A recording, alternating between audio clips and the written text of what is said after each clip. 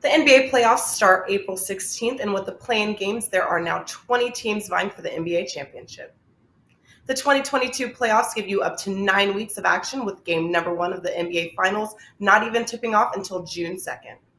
Last year, the NBA playoff package was listed for $249, but we've made it even better this year by lowering the entire 9-week playoff package to $199. While the early bird catches the worm may be a cliche, but it holds true to this incredible offer. The first 99 customers can use the coupon code FIRST99 and save an additional $50 off the playoff package, dropping the price down to $149. That's right, 9 weeks of NBA action for $149. That's under $17 per week. Act fast to use code FIRST99, as only the first 99 customers can use this code.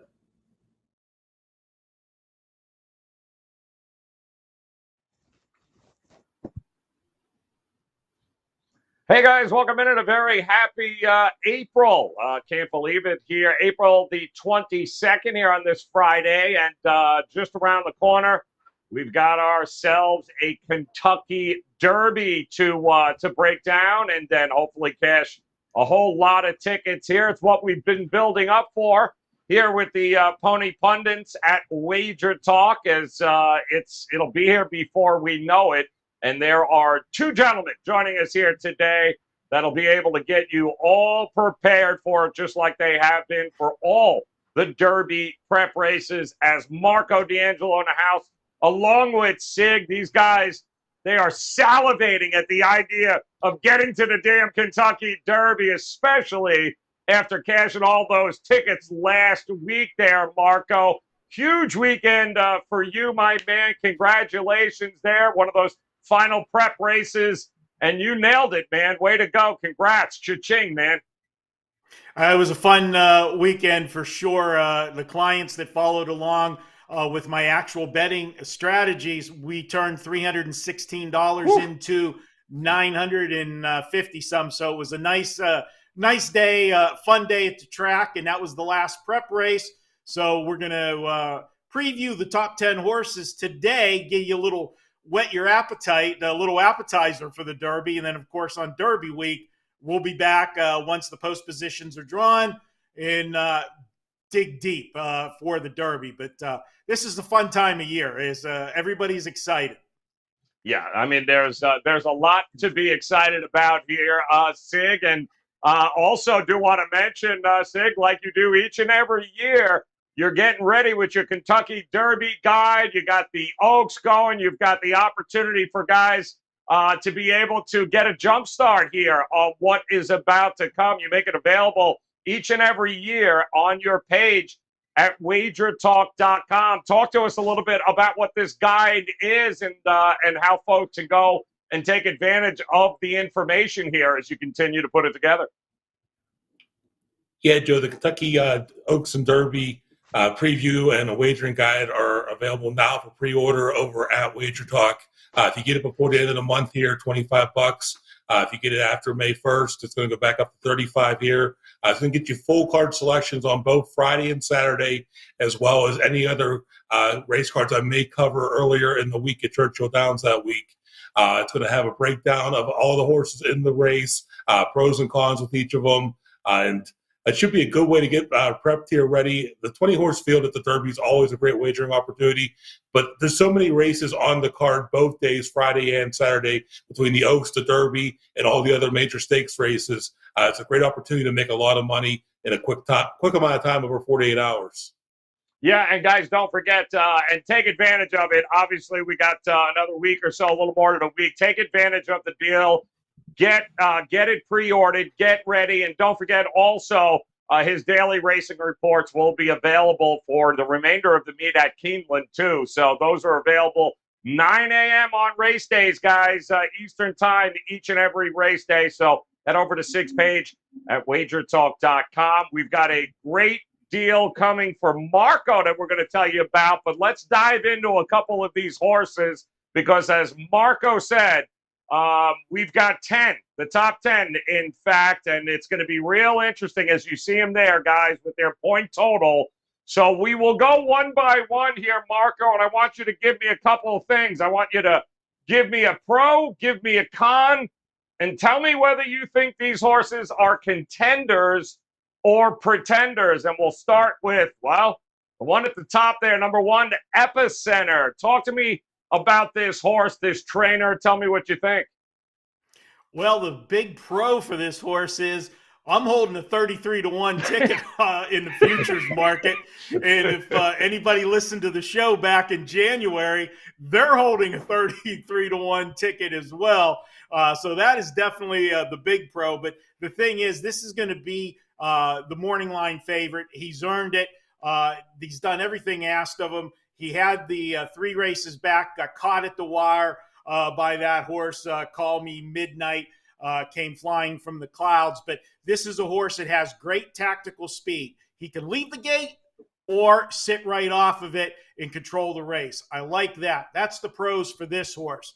The con for this horse is he's had his own way in the last 2 races. Even though he put together good races, you got to question, maybe did he have it a little bit too easy? 3 back whenever he battled Papa Cap, that ended up being when he got collared at the wire. 20 horses, if there's a speed duel up front, will it do him in? That's the con, but I don't think so. Is he a pretender or contender? He is definitely a contender in the horse to beat, in my opinion. All right, Epicenter here, Sig. What do you think? You agree with Marco here on this horse? A lot of people liking this horse for this race. Yeah, Joe, Epicenter's moved forward with each race, and he's had steadily progressing speed figures here. That is the pro. The con, Marco actually mentioned it himself, is the only time we saw him seriously challenged was by Papa Cap in the Lecomte, and he was caught by Call Me Midnight, who neither one of them saw it coming there. The front runners have won the past few Kentucky Derbies here, and depending on the draw, he is going to be your most likely morning line favorite and possible post-time favorite. Epicenter is a contender. Steve Asmussen, will he get it done there at the Kentucky Derby? Interesting stuff. Number 2, let's take a look here at Zandon here with 114 total points. Sig, I'll come back to you. Give me a pro, give me a con, contender or pretender here. Joe, I was really impressed with his Bluegrass Stakes performance here as jockey Flavian Pratt waited for an opening, had a very patient ride before accelerating and assuming control of that race there. While he's third in the Risen Star, it should be noted that he did blow the break in that race there. If you go back and look there and see that third, it doesn't look great on his resume, but he did have an excuse for that one. As for a negative here, his trainer, Chad Brown, has yet to win a Kentucky Derby, coming closest with Good Magic, who finished second back in 2018. And he's made his reputation as a turf trainer. This is a dirt race here, so it could hurt Zandon a little bit. Like I said, I love the way that Pratt navigated the traffic at Keeneland. And when dealing with a 20-horse field, that type of patience and timing will be a major benefit to this colt. He's definitely a contender. Yeah, hard to believe. Chad Brown, just 43 here, Marco. Loves the turf. Will he get it done here with Zandon? What do you think of this horse? Well, this is definitely a horse peaking at the right time. That's the con. 4 starts. We talk about lightly raced horses still making those big leaps. And speaking of leaps, he's improved his speed figure in each of his 4 starts. That's the pro to this horse. Right horse at the right time. The con is his racing style. Last 2 races, one of them he blew the start, but last time he came from the clouds again. Horses in the Kentucky Derby that are stone cold closers have to deal with 20 horses. That means if you're coming from last or next to last, you got to pass 18 or 19 horses, and you're subject to not only the pace, but you're subject to traffic. Going to need a clean trip and some swift fractions up front. That's the con. Contender or pretender, horse is hot at the right time. He is a contender. All right, well, let's move on here to number 3 here, guys. White Abarrio for Safi Joseph Jr.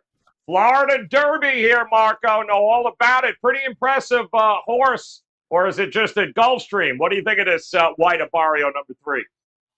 Well, yeah, there's 2 things there. You talk about Gulfstream. Horse raced well. And this year, got a question, and that's going to be my con on the horse is, how tough was the road from Florida this year through Gulfstream? Generally, that's the best.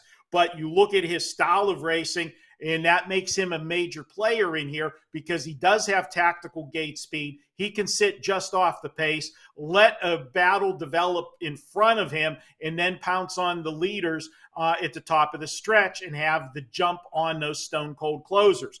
That's the pro to this horse. The con is, how strong was those 2 fields in Florida that he took care of? That's my concern. Saffie Joseph, he's one of the best at Gulfstream. Not quite the same numbers when he leaves his home track, and we'll see if he can get that done at the Kentucky Derby. Is he a contender? Absolutely, with his racing style. So I can't ignore him, but he probably will not be my top choice come Kentucky Derby Day. All right, what do you think here, Sig? Were you impressed enough with White Abarrio here to think this horse has a shot? Well, Joe, he did dominate that Gulfstream Park Trail to the Kentucky Derby, and like Marco said, that has been the past few years one of the tougher circuits to get there. I don't think so, though, this year. He won the Holy Bull and the Florida Derby convincingly, and that tactical speed did come into play here. But his speed figures in general don't come in fare that well against the other horses who are on this list that we're talking about today here. And all his wins have come at Gulfstream. His only start at Churchill, he finished a distant 3rd in that race here. Without a major improvement over this month between the Florida Derby and the Kentucky Derby, White Abarrio for me is a pretender against this field. All right, he's not buying it, Sig, there. Maybe he'll buy Mr. Mo Donegal, at 112, coming in at number 4. Who else? Todd Fletcher here, Sig. What do you think of this horse? Yeah, Joe, that's definitely a positive here for this horse. Fletcher knows how to win this race. He's done it before with Always Dreaming and Super Saver. Mo Donegal put up a really impressive 111 brisk speed figure in the Wood Memorial and ran the final 3 furlongs in 35.6, according to Trackus, which is faster than Zandon closed out in the Bluegrass Stakes at Keeneland. As for a negative here, the Wood Memorial has not produced a top 3 finisher in the Kentucky Derby since 2003, when the 1 and 2 finishers actually reversed in the Wood and finished 1st and 2nd in the Derby that year with Funny Side and Empire Maker. He has the speed to run with this field, but as Marco said with Zandon, his closing style may not benefit him given that recent history of how the Derby's been run here. He is a contender, though, in my opinion. And Fletcher's had a ton of horses in this race, Mark, over the years. He's only had a couple that have crossed, just 2 that have crossed the finish line first there. But what do you think of his chances here with Mo Donegal? Well, it all goes to how much stock you put in the Wood Memorial. If you believe the speed figures that came out of the Wood Memorial, this horse is right there. But I don't think that field was that strong, and I question that big jump on the speed figure. This horse put up 19-point jump on the Brisnet numbers. That's huge to get that triple-digit speed figure. Now, the running style, that is the problem. He's going to be coming from off the pace, and that doesn't bear well for horses. You're subject, again, to the pace and the traffic. Those are my concerns with him. I don't think the Wood Memorial was as strong as that rating suggests. I'm going to make him a pretender, Joe. All right, Marco is not buying it, so he is going pretender. And we're going to move on here to another horse. Should sound familiar to some, maybe it's just Tiz and Tiz the Bomb, number 5. 110 points here, Marco. Tell me what you think here of Tiz the Bomb. Contender, pretender? Well, Tiz the Bomb, the pro is he's got a good style for this race. He's not going to be in that first flight of horses. He's going to be in the second flight, which is what we call the stalkers. That's different than the stone cold closers. They'll be closer to the pack. They'll have a jump on the closers. And if you look at his last 2 races, he wore horses down in the stretch. In the longer stretch of Churchill Downs should benefit him. With that said, the con is you go 3 back, and he really disappointed in the Holy Bull. Never really picked his feet up in that race. A dismal 7th, beaten 20 lengths. But he's come back with 2 excellent races since. So I'm going to throw that one out. Is he a contender or a pretender? If we get the last 2 races, this horse is a contender. He is on the improve. speed rating-wise the last 2 races. I'm going to put him on the contender list. Oh, going contender here. Is he telling the truth, Sig? What do you think, Tiz the Bomb? You backing Marco here? I am not going to back Marco here. Imagine that. Woo! Tiz the Bomb has found success in graded stakes races, including last year's Breeders' Cup Juvenile Turf, where he ran second to Modern Games, and he is steadily improving speed figures. As for the con here, though, his best racing's come on the turf and on synthetic surfaces. If you go back and look at that Gulfstream Holy Bull race that Marco mentioned, he never took to the dirt here. If you look at his debut, he never took to the dirt, and the only race that he won was on a turf race that was taken off the turf when he broke his maiden last year. It was impressive by 14 lengths, but how tough was that field at Ellis Park? So that Holy Bull left a lot to be desired here. It's hard to argue with the success that this colt's found here, but his dirt races leave a lot of question marks for me, and because of that, he is a pretender. Oh, all right, pretender it is for Tiz the Bomb with Sig. Now we move on to the number 6 horse here. How about Cyberknife, trained by, I believe, last year's Derby winner, trainer there, Brad Cox. Sig, what do you think? Does he make it 2 for 2? It'd be a disqualification, but still, a win's a win. A win is a win, Joe. Yeah, I mean, it took 8 months for him to get the win, but Cyberknife won the Arkansas Derby for Brad Cox. He's out a gun runner who's been a very good sire in his early career here, and he finally seemed to figure things out in the Arkansas Derby at Oaklawn Park earlier this month. While it's hard to argue with the success that Cox found in recent years, including Mandaloon's victory, quote-unquote, by default in last year's Derby, Cyberknife has not shown me the speed necessary to be a factor in this edition of the race here. He would need, in my opinion, need to take a large leap forward in order to be a factor against this field here. And his Arkansas Derby performance was not quick enough to compete with the rest of the field. He is a pretender, in my opinion. Oh, pretender. That's what they said about Mandaloon last year, Brad Cox. Come on, talk to us here, Marco. Are you in agreement with Sig? Pretty much so. He's got the right style for this race. He's got good tactical speed, can sit right behind the leaders and have that first run at them when they turn for home. That's the pros on this horse. The cons on this horse is the speed figures. He has not shown that he can go as fast as these horses. Now, he's still improving. This is a horse that, is increasing his speed figures week by week, but he's still not to the level of the other horses. So for me, I'm going to go ahead, and it's tough to call a Cox horse a pretender, but I'm putting him on the pretender list. All right, going on the pretender list here, guys. 7, 8, 9, 4 more horses to break down for you. But before we do, just want to take a second to let you guys know opportunities galore here coming up with the Kentucky Derby, especially if you visit Marco's page over at WagerTalk.com. Guys, let us not forget, last Saturday, Marco crushed it with the at the Lexington Stakes. $637 worth of profit from his selections last week.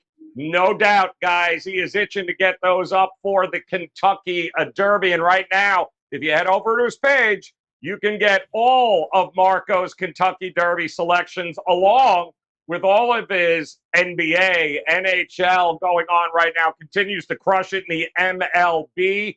You can do all of it for just $19, guys. Use that code Marco19 at WagerTalk.com, and you'll get yourself locked into an all-access pass for the Derby. It does not get any better than that. Do not be the one that was left out and not cashing just like all his clients did last week. Head over there, Marco19, guys. Take advantage of that now. Now we'll move on to number 7. How about Crown Pride here, Marco? 100 points on the button here. Are we? Could we look at a possible upset here? Contender, pretender? Well, the pro for this horse is he's won 3 of his 4 career starts. The lone start that he didn't win, absolutely had trouble at the gate, broke last in a huge field, never had a shot, was wide throughout the last turn and flattened out. But this is the third start off the layoff. You've heard me talk many times. That's the best in a horse's form cycle. Those are all the pros for Crown Pride. Now, the problem is he is the pride of Japan. And the con is these horses that come over from Japan after the UAE Derby, they just don't do well here. The best finish of any horse shipping over from Japan for the Kentucky Derby was a 5th place finish. That's the con to this horse. I'm not going to get sucked into another hype horse. I'll watch and see how the horse works out that week, but he is on my pretender list for sure right now. Got a young trainer there too, Sig. I believe Kochi Shintani is, 2-3 years in the game here. He's doing pretty well. What do you think of the chances of this horse, though, cashing some tickets? Yeah, Joe, it's his 3rd year in training, and bringing this horse over to the Derby is definitely going to be a big step for him here. He earned his way in with that UAE Derby victory here. And the Japanese horses that shipped over won a number of races, both in Dubai and Saudi Arabia back this spring, as well as they found some success in last year's Breeders' Cup. So that's definitely a positive for him coming into that. The negative here, though, for me, though, is how tough was that field he faced in the UAE Derby? It didn't come back that strong, in my opinion, here. It's hard to gauge the quality here. I'm also concerned that if you watch that race, Crown Pride never changed leads coming down the stretch, which is going to be a big disadvantage for him in a big race like the Kentucky Derby. I don't see a scenario playing out where Crown Pride is a factor against this field. For now, for me, he's a pretender. All right. Well, we've got an interesting one here now with the number 8 horse. We went all this way and didn't mention the man's name, did we? We didn't bring up Bob Baffert. Who's the Bob who? I have no idea. Well, there is a connection here, isn't there, Sig, with this number 8 horse? Tell me if we're going to be talking about Baffert this weekend. Well, Joe, it may say Tim Yaktine as the trainer listed on this horse here, but this is a Bob Baffert horse, and he has won this race 7 times previously. Well, 6 if you remove last year's Medea Spirit victory. He's only started twice in his short career. He made his first start here back on March 5th, breaking his maiden impressively by 7 lengths, and then came back and won the Santa Anita Derby, running a 111 speed figure. He should be trying to be the first horse since 1883, a horse named Leonidas, that won the Derby in only his 3rd career start. As for a negative here with him, the 3rd career start's a negative pro and a negative for him. All his victories have come since March 5th. He's beaten a total in those 2 races of 11 horses. Santa Anita's had really small fields here for the past couple years. That's not going to help him going from beating a total of 11 horses, I think it was a 5-horse field and a 6-horse field, to a 20-horse field in the Kentucky Derby here. And he's gone from 6 furlongs in his debut to 9 furlongs in the Santa Anita Derby. Now they're asking him to go 10 furlongs, all in the span of basically less than 9 weeks here. It's also going to be the first time he's shipping. It's not going to be the best of situations here for Taiba here. This might be Baffert's FU, the Churchill Downs, and the Stewarts in Kentucky, but it's a lot to ask of a very inexperienced horse, let alone in such a short span of time here to get to the Kentucky Derby and win the Kentucky Derby here. If he beats me, he beats me, but until I see more out of him, he's a pretender. I think Marco had Leonidas, didn't you, in a triple back then, didn't you, Mark? I bet you did. Talk to me here. Are you secretly wishing against Bob Baffert and anything to do with him with this horse? Well, absolutely. Anytime Bob Baffert, I'm not going to be invited to any house parties anytime soon, that's for sure. But, it's hard to not like this horse.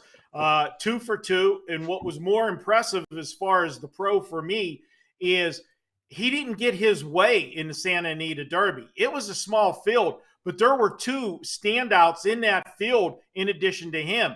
And whenever the 2 battled on, he sat 3rd and watched the action go, but then was asked to engage Messier in the stretch. And it was a long stretch battle. And this horse, for only his 2nd career start, raced like a seasoned racehorse, did his opposite style, raced from behind instead of on the lead, and got the job done. The sky's the limit. I hate to use that phrase, but he's only had 2 starts. Now, with that said, as Sig said, he's only had 2 starts. Your fighting history, history says horses that do not run as a 2-year-old don't win the Kentucky Derby. Well, just a few years ago, we had that myth broken with Justify. Oh, Bob Baffert. I guess he can break all kinds of records. But the situation there was at least that horse raced like the January 1st or 2nd. He missed racing as a 2-year-old by just a couple days. This horse didn't race till March. It's asking a lot of him, but I'll tell you, this horse is very, very talented. They paid $1.7 million for him in an in-training sale, and I think he's a contender. All right, he's buying it. Marco's buying it. Let's move on to number 9 here with a horse some people might have heard of, Simplification here. What do you think, Marco? I'll come back to you. We're getting to the end of the qualifiers here. 74 total points. Contender, pretender, what do you think? Well, it's hard not to like what Simplification does. This is the type of horse you'd love to have if you're an owner. He gets you checks week after week, hitting the board 1, 2, 3. The problem is the 3 prep races that he had was the Holy Bull, the Fountain of Youth, and the Florida Derby. He got a win, a second, and a third in those 3 races. As I said, I don't think the road to the Derby was as good as it usually is through Gulfstream Park this year. So with that said, that's the con for me, and it's going to make him a pretender.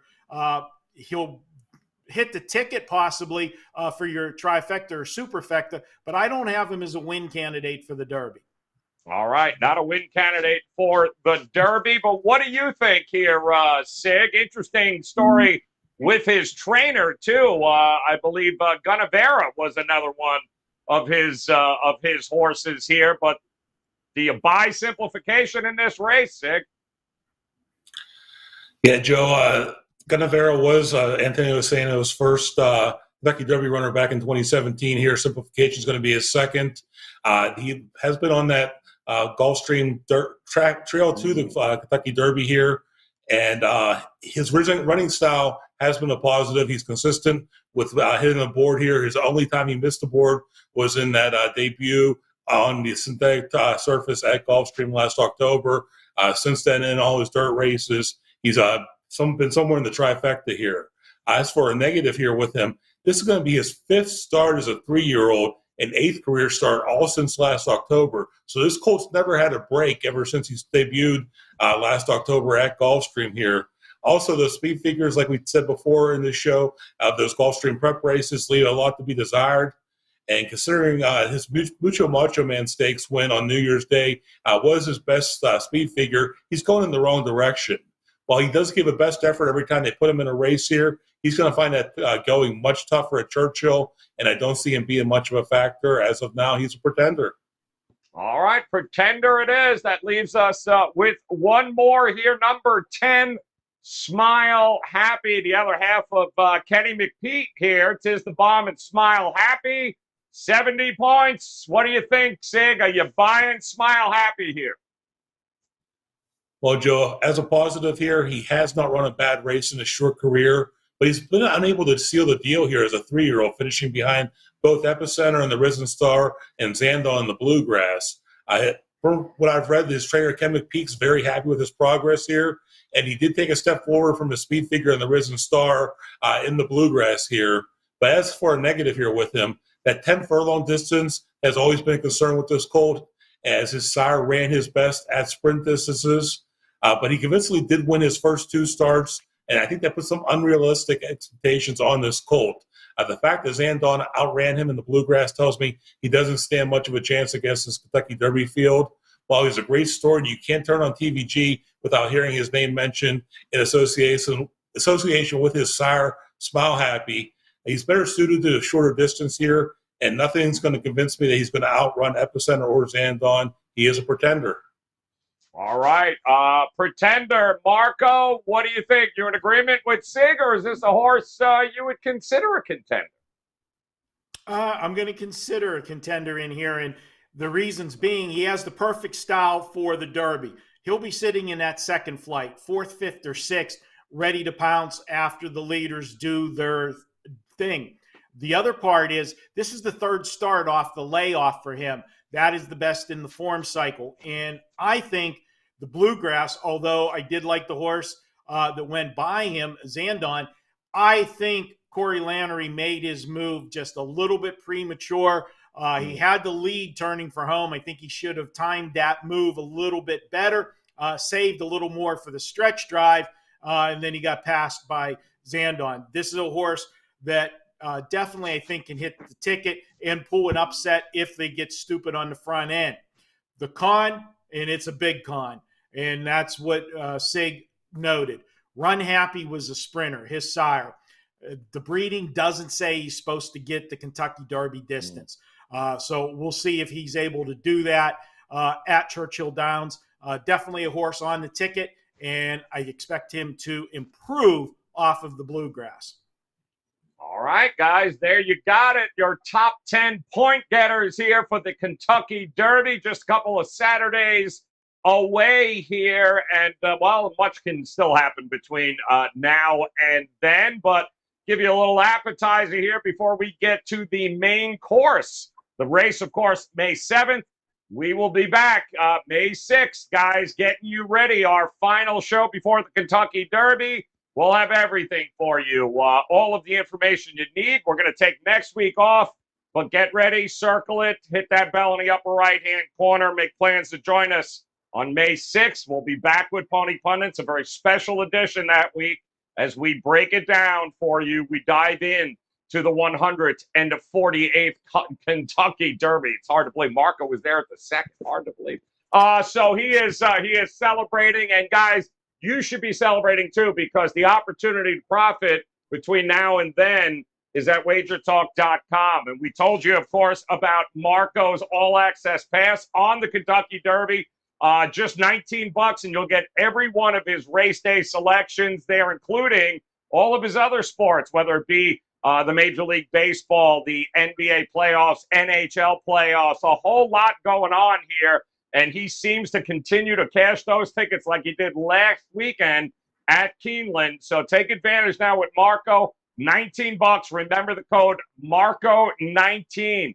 Get that locked up and ready to go. And we love what Sig does each and every year, guys. He makes his entire Kentucky Derby and the Kentucky Oaks preview and wagering guide available to you. It is an absolute must-have if you are planning on betting anything that day.